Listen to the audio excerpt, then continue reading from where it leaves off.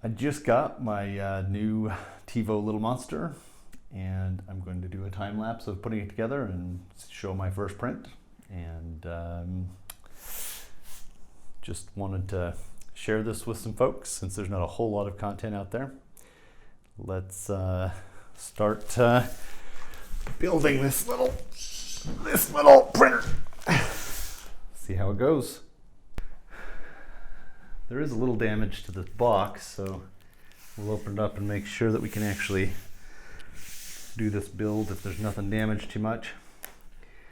I was absolutely surprised that ordering this off of the website and shipping from China only took 4 days. It was pretty incredible.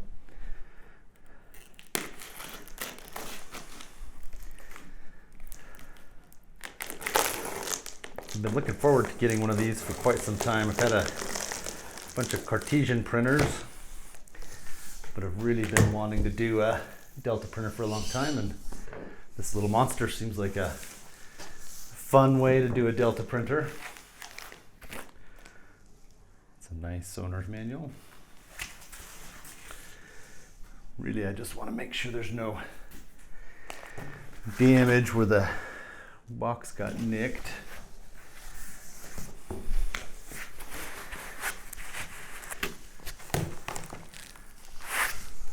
Packaging's fantastic.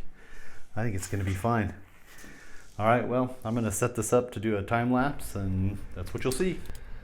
All right, as we unpack the box, it's pretty amazing how well things are packed up in here. There's a lot that comes in the box. It's a power supply. You'll notice that the glass in the power supply came off of the power supply. It's unfortunate because it's got some LEDs and it's pretty cool. This is kind of an interesting thing they've done to pack this. That blue plate with the heat bed is actually mounted to the back side of the bottom plate. They just do that for shipping. So one of the first things you do is actually just remove that and set it aside until it's time to use it.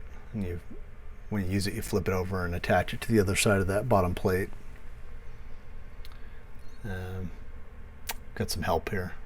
Got my son putting in screws for me and trying to help me figure out how this works. One of the things that was always a little disconcerting to me is how you hold up the rails as you mount them to the plates, the aluminum extrusions.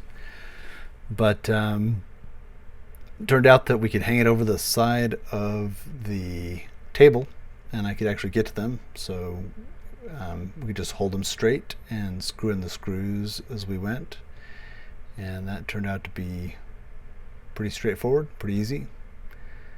You can see that here. Have some help just holding them up straight. It was definitely very useful to have somebody helping me for this step. Most of it I probably wouldn't have needed any help for. The printer does start getting pretty heavy as you get it put together. So I could have used some help lugging it on and off the table over and over again, but this is the part that I really needed a hand with. Somebody just to hold those up there while I hold them straight while I try to get the threads started. The aluminum extrusions just have some threaded holes that you're just threading 4 screws up into through the bottom plate. But that went together pretty slick. It's worth noting when you put on the gantries, which I'm doing here, mine were all adjusted different. One of them slid down, one of them wouldn't go on because it was so tight. What you really want is for them to be just tight enough that they won't slide down with the weight of the printer hot end and everything there. You need them to really be able to have just enough resistance to stay up. So when I did this, I adjusted the eccentric nuts so that they were just tight enough to provide a little bit of resistance, trying to roll down and trying to get them all pretty even so they were about the same resistance. This is very inexact. This is one of the problems with VRELs is you're just kind of doing it by feel. but eventually I did get them. When I put these on, I looped the belts out around in front. Really, the belt needs to stay behind. I ended up having to later take off the whole top plate to get the full belt behind the gantries that move up and down.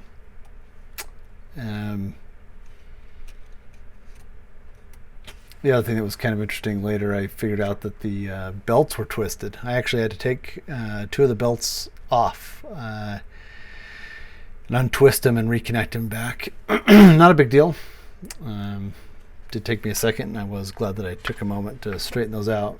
It's nice to have a nice continuous loop with no twists in it. It could definitely cause you some problems.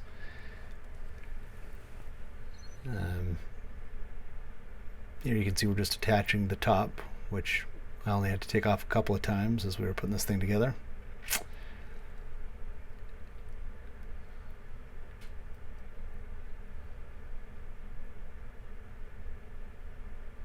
Just a lot of little screws. Boy, as we were putting this thing together, the build quality of this thing is incredible. Everything's metal. Each of those brackets for the motors had a perfect little circle cut in the bracket, and the motor mount went right into it. It's just real slick. I mean, just beautiful. It just feels good putting this printer together. The finish on all the metal parts is just great.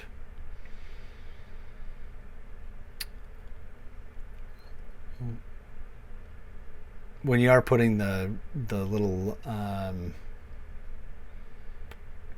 pulley on the motors, there are 2 little grub nuts, not just one. Make sure you tighten both of them up as you're doing that.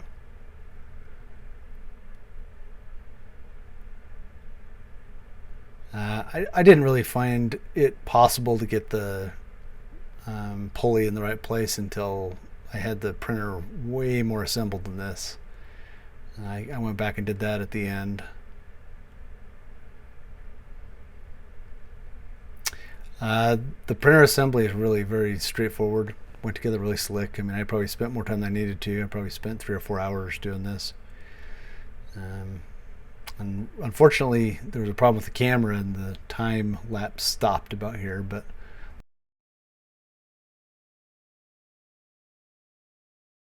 let me talk to you about a few of the issues that I had.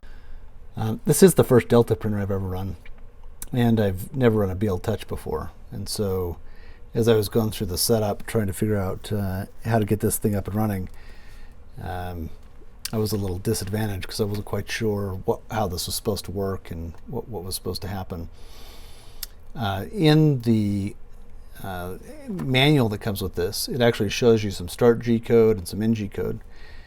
And when I was looking at the start G code, some of it appears to actually be written into the manual, which really threw me off. I assumed that the little notes in here were like tuning or something, and so originally I didn't have this entered into my slicer exactly right, and it was really causing me some problems. What I eventually figured out was that the S3.3, it's really important to have that .3 because the BL Touch doesn't extend without that, and the S7.43, you got to have that .43 or it doesn't retract. So these aren't just specialized tuning. This is actually the G code that needs to be in place. Once I figured that out, I was able to print without a problem.